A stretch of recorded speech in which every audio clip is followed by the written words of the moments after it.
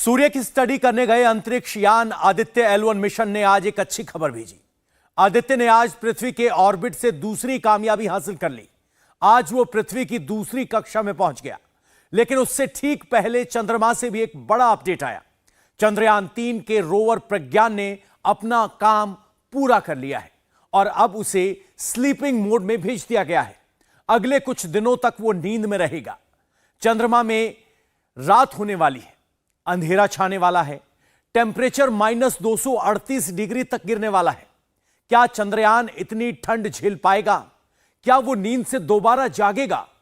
चंद्रमा की यही सस्पेंस इस रिपोर्ट में छिपा है।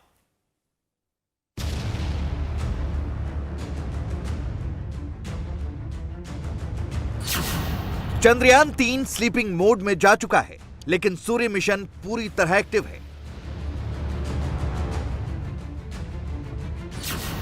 चंद्रयान-3 के पास अंधेरा छाने वाला है, लेकिन आदित्य L1 रोशनी की तरफ लगातार बढ़ रहा है।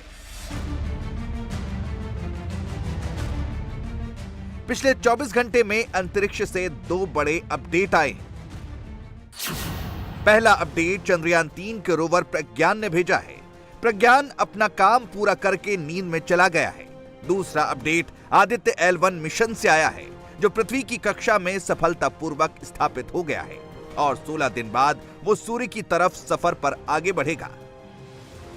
आदित्य L1 मिशन को तो अभी 15 लाख किलोमीटर की दूरी तय करनी है और इसमें करीब 4 महीने का वक्त लगेगा।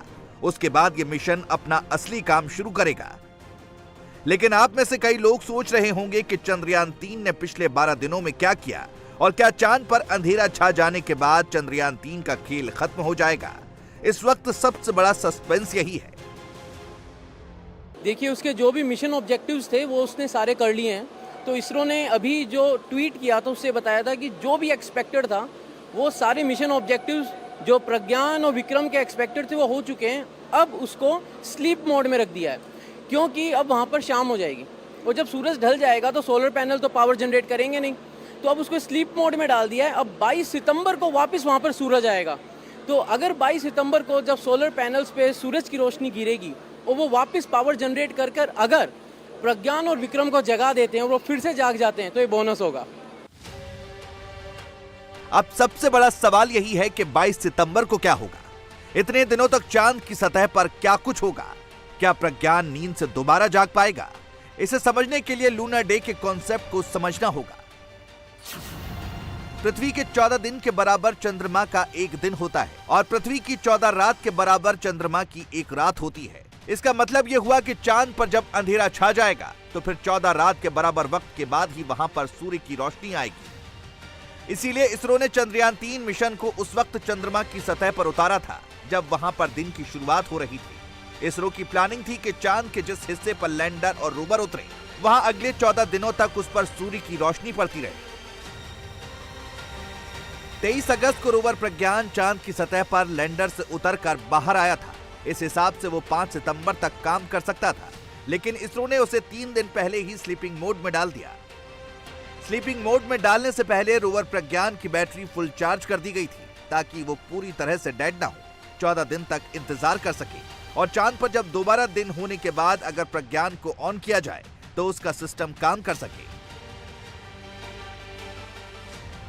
ये ऐसा है कि इसरो की साइड से ये कुछ ऐसी हिंट्स आए हैं कि वो भी एक्सपेक्ट कर रहे हैं कि कुछ चांसेस हैं, क्योंकि उनने जो ग्राउंड टेस्ट किए थे उनमें उसको लगा था कि हो सकता है कि शायद हम वापस जाग सकें, लेकिन फिर भी इसरो ने कोई कमिटमेंट नहीं किया है।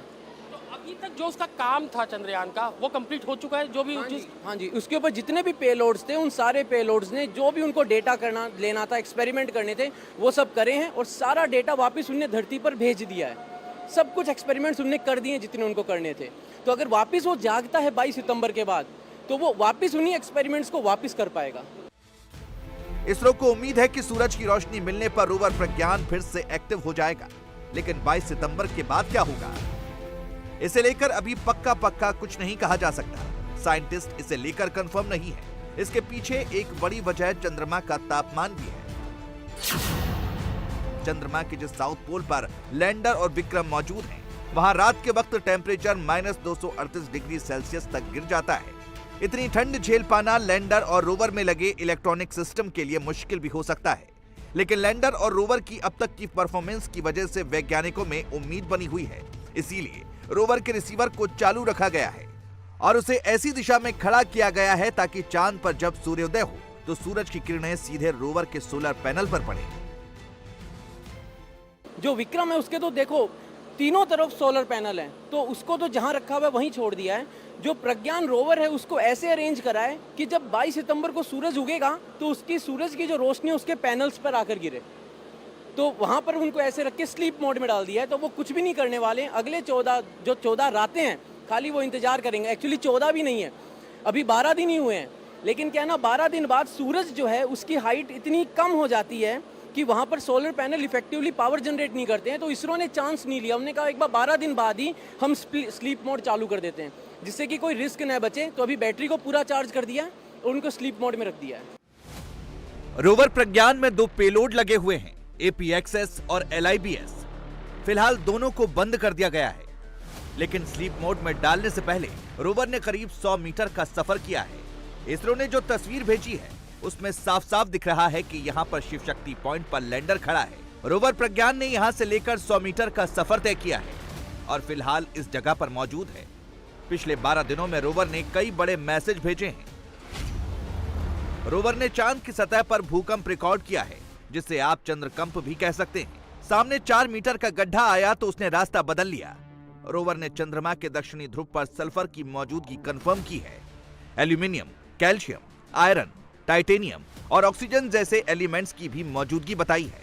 हाइड्रोजन की तलाश अभी बाकी है, लेकिन देश और दुनिया का फोकस इस वक्त आदित्य L1 मिशन की तरफ शिफ्ट हो गया है, क्योंकि चंद्रमा की सतह पर तो कई मिशन भेजे जा चुके हैं, वहां की काफी जानकारियां सामने आ चुकी हैं, लेकिन सूरज के करीब जाकर वहां की जानकारी जुटाना बेहद चैलेंजिंग टास्क है। भारत ने पहली बार उस तरफ कदम बढ़ाए हैं। श्रीहरिकोटा के सतीश धवन स्पेस सेंटर से लॉन्च होने के बाद आदित्य ने पहली बड़ी कामयाबी हासिल कर ली है। आदित्य ने अपनी ऑर्बिट बदल ली है और अब वो दूसरी ऑर्बिट में पहुंच गया है। इसरो ने खुद ये खुशखबरी शेयर की है। इसे आप ऐसे समझिए कि आदित्य ने पृथ्वी का पहला चक्कर लगा लिया है, अब दूसरे ऑर्बिट में आकर उसका चक्कर लगाएगा। अगले 16 दिनों तक आदित्य पृथ्वी के चक्कर लगाएगा, कई ऑर्बिट बदलेगा, उसके बाद वो L1 पॉइंट की तरफ बढ़ जाएगा। आदित्य L1 उपग्रह को पृथ्वी की वांछित कक्षा में स्थापित कर दिया गया है, लेकिन अभी मंजिल दूर है। इस उपग्रह को यहां से 15 लाख किलोमीटर की दूरी तय करनी है।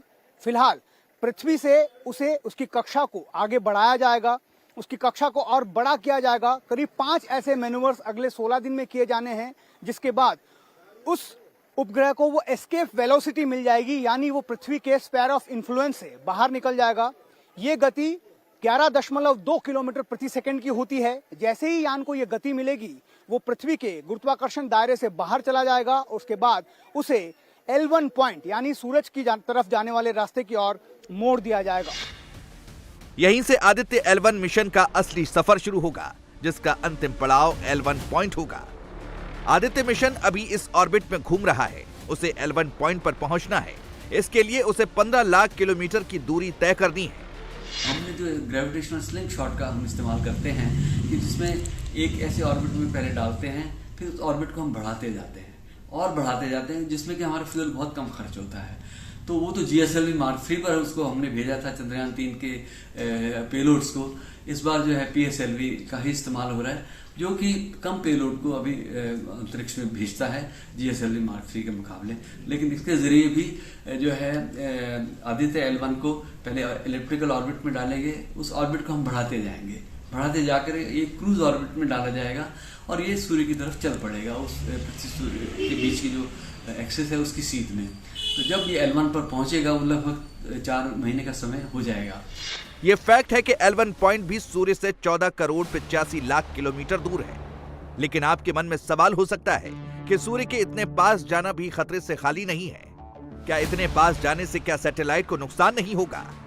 क्या वो सूर्य की गर्मी बर्दाश्त कर लेगा? आपने देखा होगा कि सैटेलाइट का कलर अक्सर गोल्डन होता है। यही स्वर्ण कवच सूर्य की गर्मी से सैटेलाइट को बचाएगा। अगर आप ये येलो कोटिंग ना लगाओ तो सूर्य की रेडिएशंस आ रही हैं, किरणें आ रही हैं, तो सैटेलाइट में एब्जॉर्ब हो जाएंगी, आपके इंस्ट्रूमेंट में एब्जॉर्ब हो जाएंगी, तो आपका टेम्परेचर जो होगा 120 डिग्री के करीब पहुंच जाएगा। तो इसलिए हम इनकी जो पेलोड होता है, सैटेलाइट होता है, इसको माइलर शीट से, गोल्ड प्लेटेड माइलर शीट से कवर कर देते हैं। इसकी काफ़ी सारी लेयर बनाते हैं हम, 5 या 7 लेयर। गोल्ड की खासियत ये है, एक तो ये टेम्परेचर सहन कर लेता है रेडिएशन से, एक है इसकी रिफ्लेक्टिविटी जो है बहुत ज़्यादा होती है, 99.9%। जो अगर सिल्वर कोटिंग करेंगी तो वो सिल्वर, एक तो उसके ऑक्साइड होने की चांसेस कम रहते हैं, अगर ऑक्साइड हो गया तो रिफ्लेक्टिविटी कम हो जाएगी, तो इसलिए हम सिल्वर नहीं यूज़ करते, तो इसलिए गोल्ड यूज़ करते हैं, सोना यूज़ करते हैं। तो उससे जो रिफ्लेक्टिविटी है 90, तो सारी रेडिएशन तो रिफ्लेक्ट हो जाती हैं, फिर भी जो 0.001% ऑब्जर्व होती हैं, उससे टेम्परेचर जो है ऑलमोस्ट 22-23 डिग्री है। तो हमारा जो सैटेलाइट का जो इंस्ट्रूमेंट का टेम्परेचर होगा 22 डिग्री होगा, मेंटेन करेंगे। मिशन आदित्य L1 की लॉन्चिंग से ही आपने कई बार L1 पॉइंट का नाम सुना होगा। सवाल यह है कि ये पॉइंट कहां है और आदित्य को इस पॉइंट पर ही क्यों भेजा जा रहा है। धरती और सूर्य के बीच ऐसे 5 पॉइंट हैं जहां सूर्य और पृथ्वी का गुरुत्वाकर्षण बल बैलेंस हो जाता है। यहां पर कोई ऑब्जेक्ट पहुंचेगा तो उसी पॉइंट के आसपास चक्कर लगाना शुरू कर देगा। ऐसे ही 5 पॉइंट्स में से एक है L1। L1 पॉइंट पर पहुंचने के बाद ना ही कोई सैटेलाइट सूर्य की तरफ खींचेगा, ना ही पृथ्वी उसे खींच पाएगी। L1 पॉइंट के आसपास हेलो ऑर्बिट में आदित्य को पहुंचना है। किसी भी 2 बड़े सिस्टम के लिए, ग्रेविटेशनल सिस्टम के लिए देखा जाए, जैसे कि सन और अर्थ है, इस 2 बड़े बॉडी के लिए 5 लैग्रेंजियन पॉइंट होते हैं, L1, L2, L3, L4 और L5। इसकी जो दिशा होती है L1, L2, L3 एक लाइन में होते हैं, और L4, L5 एक्चुअली यदि आप कोई समबाहु त्रिभुज बनाएं तो उसके कोने पे L4, L5 रहेंगे। तो यह जो मिशन है वो L1 पे भेजा जा रहा है। पहले तो ये समझना है कि जो भी लैग्रेंजियन पॉइंट होते हैं वहां पे, यदि इसको सरल भाषा में कहें तो सूर्य और धरती का खिंचाव उस पॉइंट पर ऐसा हो जाता है कि वहां कोई आप छोटा स्मॉल बॉडी आप रखें तो न तो वह खींच के सूरज की तरफ जाएगा, न तो धरती की तरफ आएगा, मतलब कि वह ऑलमोस्ट स्थिर रहेगा। थोड़ा बहुत उसके पथ में चेंज होगा, उसको हम थोड़ा बहुत कम फ्यूल को खर्च करके भी स्टेबल रख सकते हैं। पहला इसका फायदा ये है। और दूसरा है कि जब आप L1 पॉइंट पे रहेंगे तो सन को कंटिन्यूअसली, बिना किसी अकल्टेशन के कंटिन्यूअसली देख सकते हैं। अब सवाल यह है कि सूर्य के पास जाकर आदित्य क्या पता लगाएगा। यह फैक्ट है कि धरती पर जो जीवन है वो सूर्य की वजह से ही है। सूर्य से लगातार एनर्जी निकलती है जो चार्ज पार्टिकल के रूप में आती है।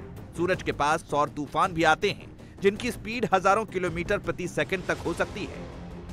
आपको यह जानकर हैरानी होगी कि सूर्य की सतह से ज्यादा गर्म उसके आसपास का एटमॉस्फेयर होता है, जिसे कोरोना कहते हैं। ऐसा क्यों होता है? अगर सौर तूफान धरती की तरफ आएंगे तो उससे क्या नुकसान हो सकता है? ऐसी तमाम चीजों के बारे में पता लगाना जरूरी है और इसका पता सूर्य के थोड़ा करीब जाकर ही लगाया जा सकता है। जितने भी पेलोड गए हैं वो एक स्पेसिफिक टारगेट मिशन के लिए गए हुए हैं। तो हमने 7 पेलोड बनाए हैं ताकि हम चंद्रमा के सूर्य की हर चीज को स्टडी कर सकें। सूर्य को भी स्टडी कर सकें, उसका आउटर एटमॉस्फेयर भी स्टडी कर सकें, जहां उसकी चार्ज पार्टिकल निकल के आती हैं उनको भी स्टडी कर सकें। उसके 7 पेलोड हैं। 4 पेलोड तो उसको रिमोट कंट्रोल सेंसिंग है, जैसे आदित्य VLC-1, VLC, सूट। दूसरे पेलोड जो हैं सॉक्स, हार्ड एक्सेस, और बाकी जो 3 पेलोड हैं वो इंस्टीट्यू है। वो एक्चुअली प्लाज्मा का सैंपल लेंगे और प्लाज्मा के सैंपल को एनालाइज करेंगे कि उनमें कैसे चार्ज पार्टिकल्स हैं। मैग्नेटिक फील्ड स्टडी करेंगे। मैग्नेटिक फील्ड स्टडी अभी तक नहीं हुई है। इसमें कोई शक नहीं है कि आदित्य L1 मिशन पूरी तरह कामयाब हुआ तो यह भारत ही नहीं पूरी दुनिया को रास्ता दिखाने वाला साबित होगा। लेकिन आदित्य को L1 पॉइंट तक पहुंचने में अभी करीब 4 महीने का वक्त लगेगा। उससे पहले चंद्रयान 3 से बड़ी खबर का इंतजार होगा, क्योंकि 22 सितंबर को अगर चंद्रयान नींद से जाग गया तो यह भारत के वैज्ञानिकों की बहुत बड़ी कामयाबी होगी। इंडिया टीवी हर वक्त हर जगह डाउनलोड करने के लिए सर्च करें India TV news Google play store या ऐप स्टोर पर।